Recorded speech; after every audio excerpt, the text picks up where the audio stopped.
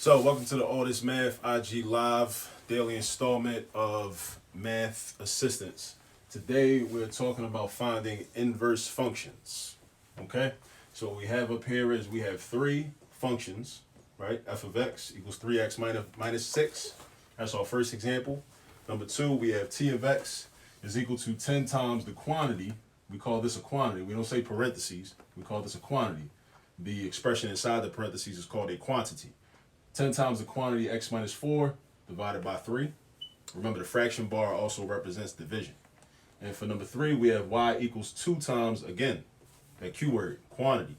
The quantity x minus 1 to the third power, or cube.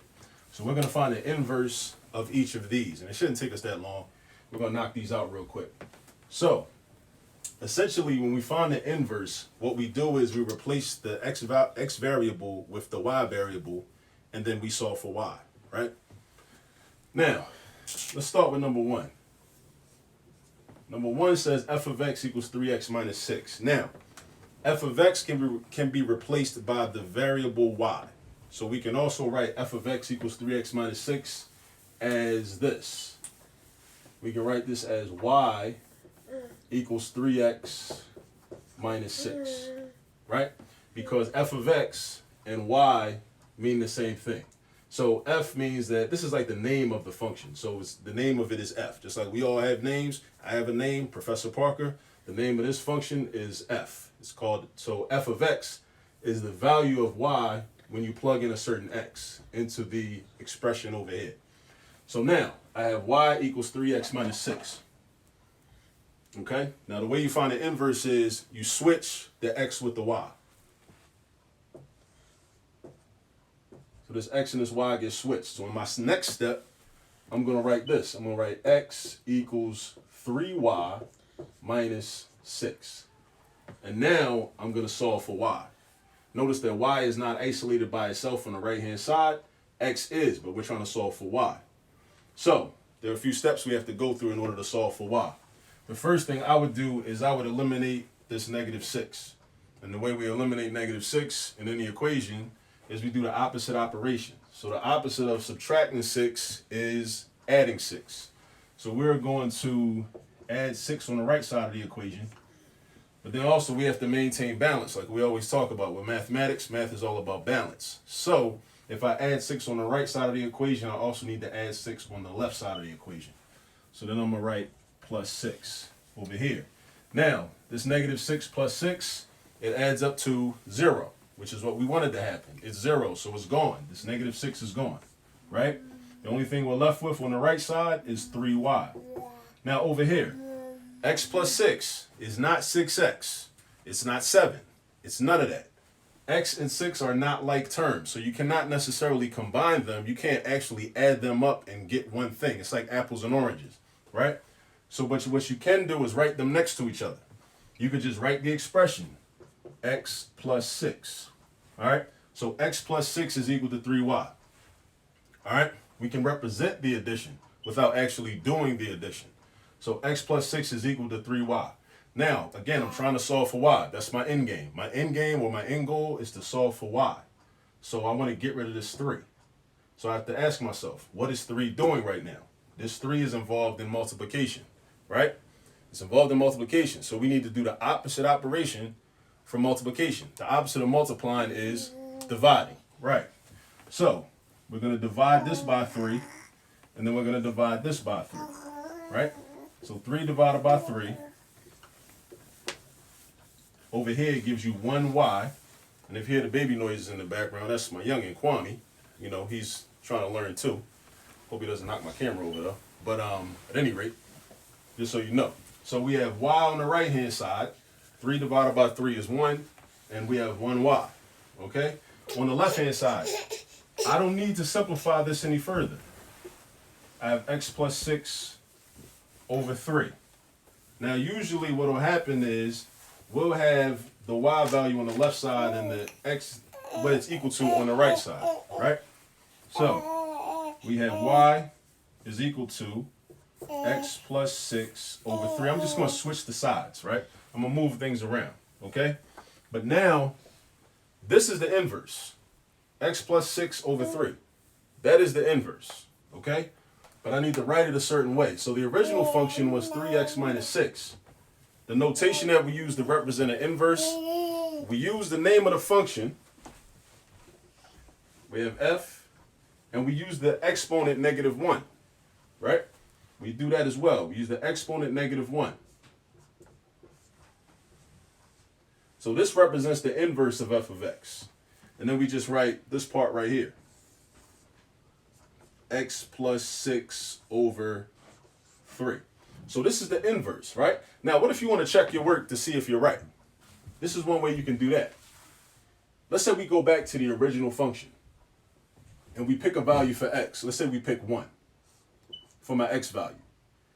If my x was 1, then the question is, what would y be if x is 1? Well, let's think about it. We have x, we have y. We're going to figure out what y is going to be, though.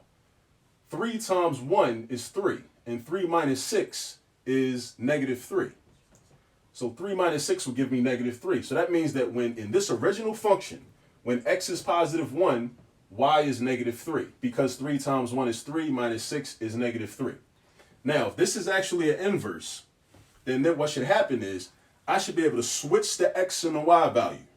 Switch the x and the y value, just like I switched the x and the y in the beginning, and this should give me a true statement. So therefore, I should be able to say, instead of positive 1, negative 3, I should be able to say negative 3, positive 1. And then plug this in, and negative 3 plus 6, which is 3, and 3 divided by 3 should be equal to 1. And that's true. That is true. So that's proof that this is correct, because we always want to be able to check our work. So that way we're not relying upon anybody else to come along and say, yes, this is right, or no, this is wrong. You want to always be able to check your own work, okay? So you want to know the methods for checking your own work. So this is how we find the inverse function, all right? Now we did number 1. Now we got 2 more to do, all right? We're 1/3 of the way there. So let me erase this to create some space.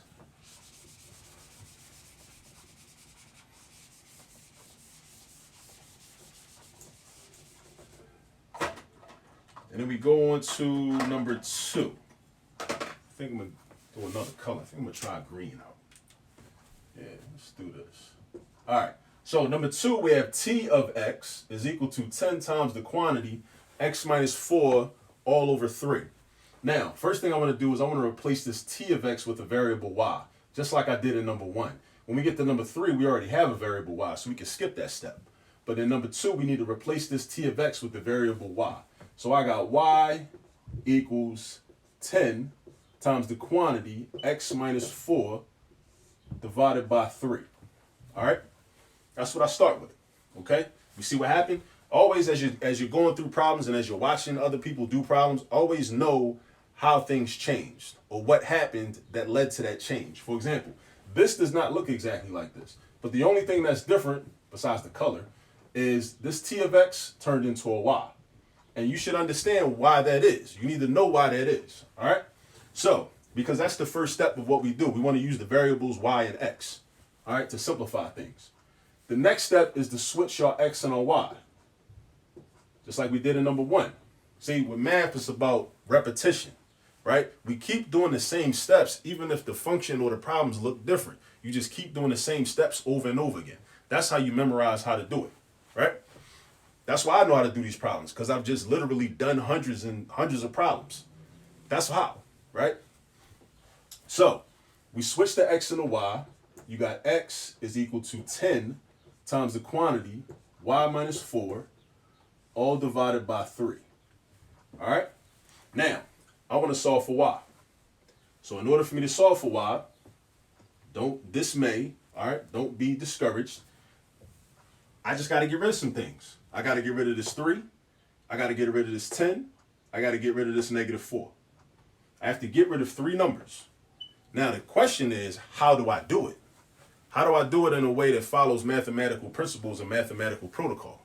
That's the question, all right? So what I would do first is, and again, we have options. There's not just one way to do this. There are multiple ways to do this. I'm going to show you one way, though. One way we could do this is we can get rid of this 3. Now, we can get rid of this 3 first.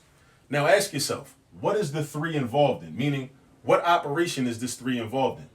This 3 being in the denominator of this fraction, because that's what this is, it is a fraction. This represents division. So you ask yourself, okay, well, if that 3 is being divided, again, what is the opposite of division? You always do the opposite operation to get rid of something in an algebra equation. So the opposite of dividing by 3 is multiplying by 3. So I'm going to multiply this whole side by 3. But if I multiply the whole right side by 3, I have to also multiply the whole left side by 3. So 3 times x is going to give me 3x, right? And then this 3 over here and this 3 over here, I'm not going to do 3 times 10 and all of that. I'm not doing that. What I'm going to do is I'm going to cross cancel these 3's. These 3's will cancel out and turn into 1's. Because remember, that's what I wanted to do anyway. I wanted to get rid of this 3. So if I end up doing 3 times 10, that's not going to fulfill my purpose. Remember, think about the end game. The end game is getting y by itself. Always, folk, keep the end game in mind, right? While you're going through your steps in the equation. So now I got, what's left? I got this 10 left. I got this quantity y minus 4 left. I'm getting closer to just having y by itself. Now, I got this 10 right here, okay? I want to get rid of it, okay? There's a couple ways I could do this. I can do the opposite of multiplication because this is 10 times y minus 4. So the opposite of multiplication is division. So I can do divide the right side by 10 and divide the left side by 10. That cancels out. They become 1's. So now I have 3x over 10. I can't reduce that because 3/10 is just 3/10, right? So now I just got 3/10 x and 3x over 10. They mean the same thing. So understand that. This and this mean the same thing. It's equal to y minus 4. All right? Now, there's one more thing I need to get rid of. This negative 4. This negative 4. Now, again, when we get rid of things, we do the opposite operation. So subtracting 4 is the opposite of adding 4. It's the opposite of adding 4. So what I'm going to do is, I'm going to do plus 4 on the right side, and I'm going to do plus 4 on the left side. Negative 4 plus 4 is 0.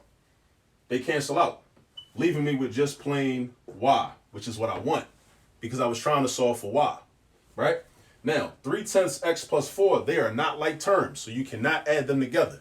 All we can do is write the two terms next to each other or juxtaposed next to each other. Well, actually not juxtaposed because there'll be a plus sign in between them. So I write it like this. 3/10 x plus 4. So 3/10 x plus 4 is equal to y, right? This is our inverse, okay? This is our inverse. So we got 3/10 x plus 4 equals y. I like to have the y term on the other side, so I'm going to rewrite this over here. I'm going to write y equals 3/10 x plus 4. But then what I'm going to do is, remember the original function was t of x. It was t of x. So the inverse uses a -1 exponent. It doesn't really mean you're raising anything to the -1. It's just another way that the exponent -1 can be used in a different context. It doesn't mean that you're using a negative exponent. It just represents the inverse. It's a symbol. That's all it is. So we got t to the -1 of x equals 3/10 x plus 4. So that's the final answer right there. This is the inverse, right? Now, I want to check my work. So let's say I want to pick out a value, a solution in this original function. So let's say I make x1 again, like I did before. So if x is 1, the question is, what will y be if x is 1? So 1 minus 4 is -3. -3 times 10, remember, you have to follow order of operations. 1 minus 4 is -3. -3 times 10 is -30. -30 divided by 3 is -10. So that means y would be -10. So in the original function, when x is 1, y is -10. Now, if this is correct, I should be able to switch these two values around, make the -10 my x and make the 1 my y, and this should give me a true statement. So I should be able to use this point to satisfy this function. Now, 3/10 times 1 is 3/10, right? So now, I got let me see, 3/10 times 1 plus 4. So now I got 3/10 plus 4. Now I got two fractions. I need common denominators. Remember, 4 is the same thing as 4 over 1. So what's the LCD out of 10 and 1? It's the number 10. So 4 can change into, I'm going to write this over here, 3/10 plus 40/10.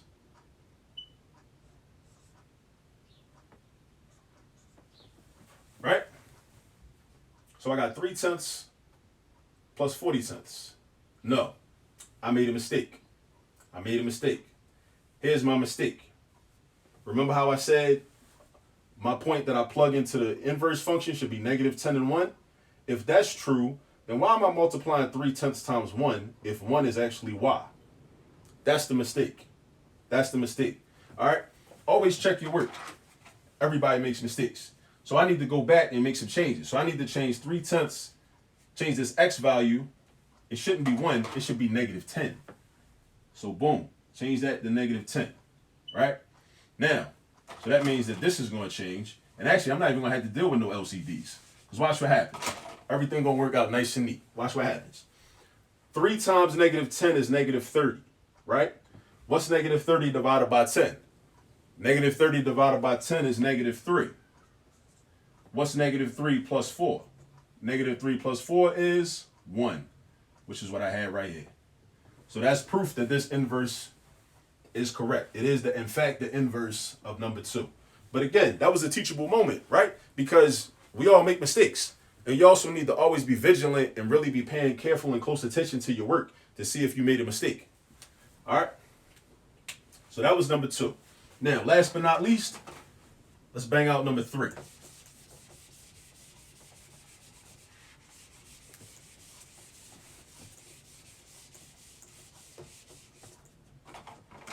All right, so check this out.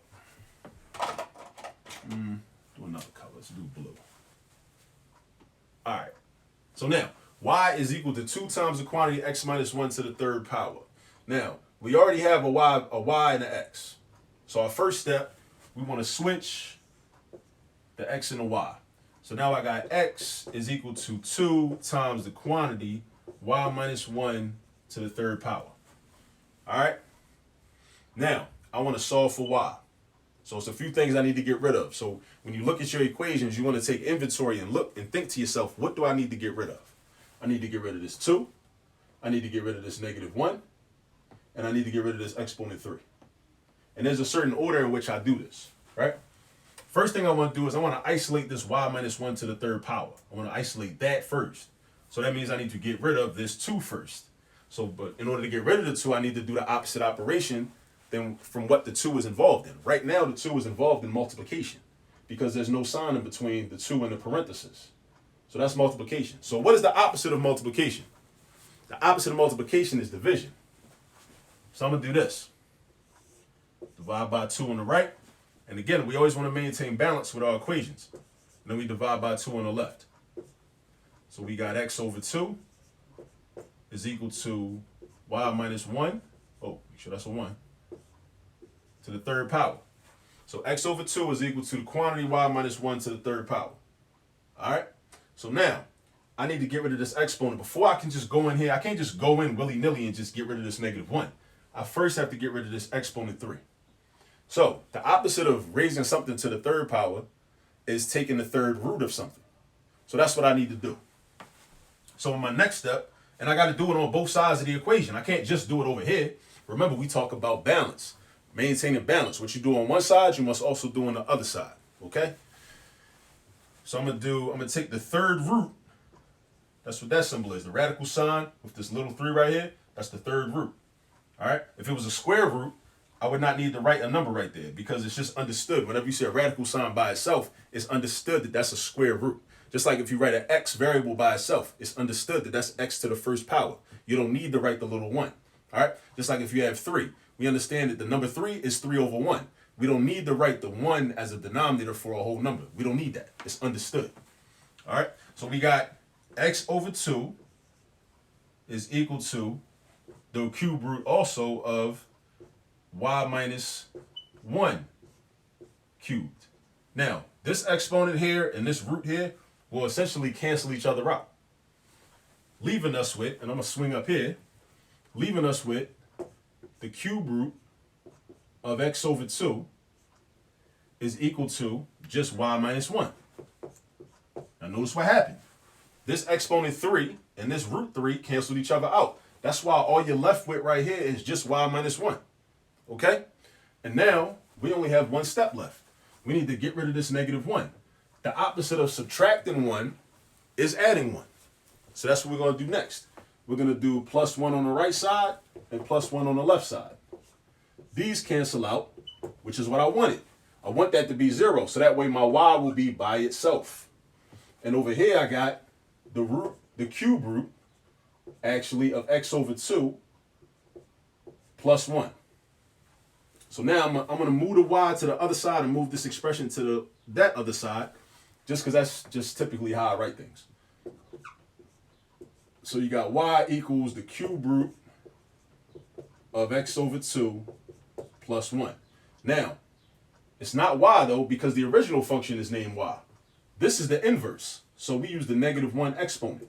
So we got y to the negative 1, but it's not an actual exponent. So you wouldn't apply like the exponent rule and rewrite this as 1 over y to the first power. You wouldn't do that. We're using the exponent negative 1, but it's a symbol representing something different than what it typically represents when you use it as an exponent. All right. So we got the cube root of x over 2 plus 1. Now we want to check our work. So let me do what I've been doing in the other two problems. Let's pick a value in the original function. So let's say I have 1, because I like to use numbers that are simple. All right. So I got, okay, if 1 is my x, what's my y value? So 1 minus 1 is 0. And remember, PEMDAS, order of operations, PEMDAS or PEDMAS, right? Because that multiplication and division thing throws a lot of people off. People think I always got to multiply first. No, it's based upon what comes first, moving left to right. But that could be the subject of a whole nother video. Anyway, if this is 1, 1 minus 1 is 0. We use the exponent first before we multiply. Use the exponent before we multiply. So 0 to the third power is 0. 0 times, well, let me look up here. 0 to the third power is 0. 0 times 2 is 0. So that means y would be 0. So that means in my inverse, the inverse point should work. Meaning this point. 0, if 0 is x and y is 1, that should work inside of this. Let's see if it does. What is 0 divided by 2? 0. What's the third root of 0? 0. Because 0 times 0 times 0 is 0. Now what's 0 plus 1? 1. It works. All right? So that means our inverse is correct. So this is just a little bit of practice I wanted to get into today on how to find the inverse of functions. It gets a little bit more elaborate and more complex with some different problems, but this is like an introduction. These are some of the fundamental concepts of like how to find the inverses of functions. I hope you learned something, and as usual, please send in your questions to the All This Math DM, and I will do my best to show your problem on this board. Peace.